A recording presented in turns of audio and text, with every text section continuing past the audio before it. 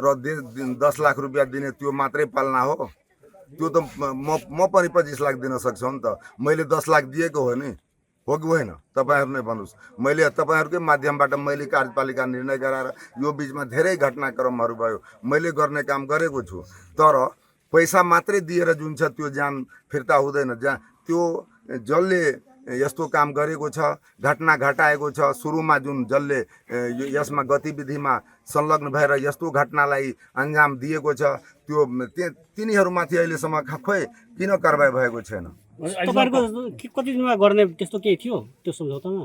त्यो त 24 घण्टा त्यो म मात्रै थिएन नि, सबै दलको प्रतिनिधि थियो हाम्रो। के भनेको थियो त्यहाँ निर्णय भएको थियो 24 घण्टाभित्र जुन छ हामी त्यो जुन गलत गरेको छ, जो अपराधी छ त्यो माथि हामी कारबाही गर्छौँ। तर अहिलेसम्म खोइ केही भएको छैन।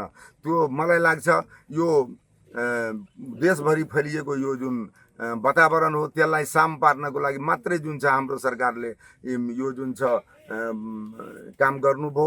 सबै पीडितको घरमा जानुभयो, ठिकै छ, पीडितको घरमा जानुभयो, पीडितसँग छलफल गर्नुभयो, उहाँसँग सम्झौता गर्नुभयो। तर बिचमा हामी सबैजना मिलेर उहाँलाई सहयोग गरेको हो नि त।